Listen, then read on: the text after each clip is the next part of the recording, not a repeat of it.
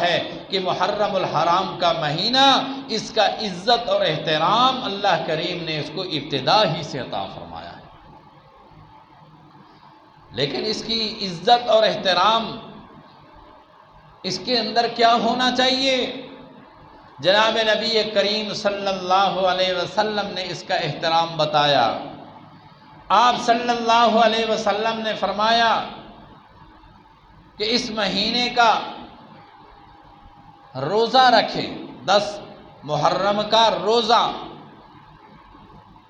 آپ صلی اللہ علیہ وسلم کو جب مدینہ منورہ کے اندر ہجرت کے بعد علم ہوا کہ یہود اور نصارہ 10 محرم کا روزہ رکھتے ہیں، آپ نے پوچھا کہ بھی کیا وجہ ہے، کیوں روزہ رکھتے ہو؟ انہوں نے کہا اس لیے کہ یہ روزہ حضرت موسیٰ علیہ السلام رکھتے تھے، اور اسی 10 محرم کو ہمیں فرعون کے شکنجے سے نجات ملی تھی، اس لیے ہم پر شکرانے کے طور پر یہ روزہ فرض ہوا۔ جناب موسیٰ علیہ السلام بھی رکھتے تھے اور ہم بھی رکھتے تھے۔ تو آپ صلی اللہ علیہ وسلم نے فرمایا نحن احق منکم، ہم تم سے زیادہ حقدار ہیں موسیٰ علیہ السلام کی اتباع کے۔ آج تم اگر روزہ رکھتے ہو تو ہم مسلمان زیادہ اس بات کے لائق ہیں کہ ہم 10 محرم کا روزہ رکھیں۔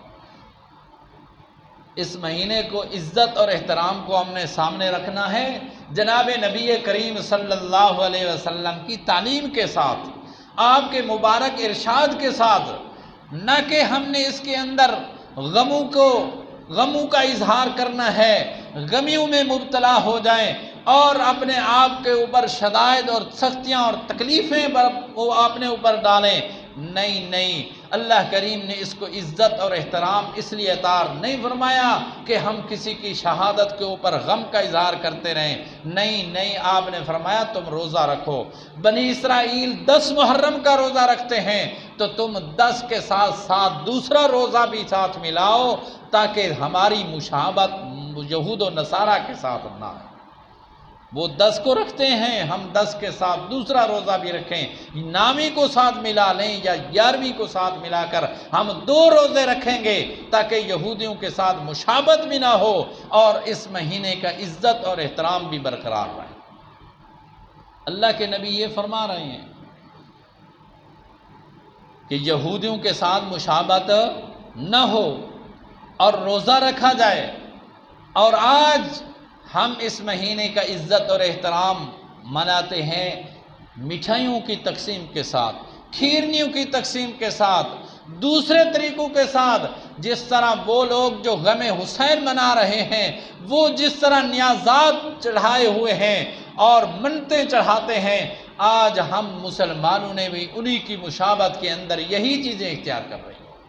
حالانکہ اللہ کے رسول صلی اللہ علیہ وسلم نے فرمایا من تشبہ بقوم فہو منہم، جو شخص کسی قوم کے ساتھ مشابہت کرے گا، مشابہت کیا ہے؟ لباس کے اندر اس کی مشابہت ہے، شکل و شباہت کے اندر اس کی مشابہت کرتا ہے، یا کردار کے لحاظ سے اس کی مشابہت کرتا ہے، وہ بھی چڑھاوے چڑھائے اور میں بھی چڑھاوے چڑھاؤں تو پھر میری مشابہت اسی کے ساتھ ہوگی۔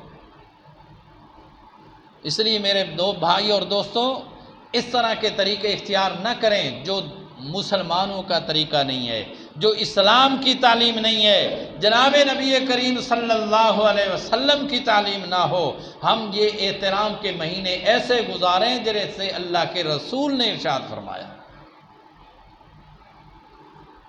بہت ساری چیزیں ہیں، بہت سارے خرافات ہیں جو ان لوگوں کے مشابہت کے اندر ہم لوگ بھی کر بیٹھتے ہیں۔ وہ تو نظر حسین رضی اللہ تعالیٰ عنہ، نیاز حسین کر لیتے ہیں، اور ہمارے نام نہاد مسلمان اور بے سمجھ بے شعوری کے اندر وہ یوں کر لیتے ہیں کہ یار نظر اللہ اور نیاز حسین، ہماری کیا ہے؟ نظر اللہ ہے، نیاز حسین ہے۔ سراسر تو ہماری نیاز حسین نہیں ہے، منت حسین نہیں ہے، نظر اللہ کی ہے، نیاز حسین کی ہے۔ اس لیے ان کے پکوان، ان کے چڑھاوے تو حرام ہیں، لیکن ہمارے یہ حلال ہیں۔ میرے بھائی اور دوستو، جس طرح نظر حسین اور نیاز حسین یہ غیر اللہ کی حرام ہے، اسی طرح اگر نظر اللہ اور نیاز حسین ہو تو وہ بھی حرام ہے۔ اور اگر یوں بھی نہ ہو، نظر اللہ بھی اور نیاز حسین اس طریقے سے نہیں، بلکہ جی ہم ایسے کر رہے ہیں کہ ہے سب کچھ اللہ کے لیے، اور ہم ایصال ثواب کے لیے، شہداء کے ایصال ثواب کرنے کے لیے یہ چیز کر رہے ہیں، تقسیم کر رہے ہیں، کوئی مٹھائیاں، کوئی کھیرنیاں، کوئی حلیم تقسیم کر رہا ہے، تو پھر بھی یہ جائز نہیں ہوگا۔ کیوں؟ اس لیے کہ ان لوگوں کے ساتھ مشابہت آتی ہے، مشابہت سے بھی بچنا ہے۔ اللہ تبارک و تعالی ہمیں آپ صلی اللہ علیہ وسلم کی تعلیمات کے مطابق زندگی گزارنے کی توفیق عطا فرمائے۔ بڑے بڑے خرافات ہر مقام کے اوپر، ہر موڑ کے اوپر، ہماری جانوں میں، ہمارے رگ و ریشے کے اندر اتنے راسخ ہو چکے ہیں کہ قطعاً ہم ان کو چھوڑنے کے لیے تیار نہیں ہیں۔ اور دوسری چیز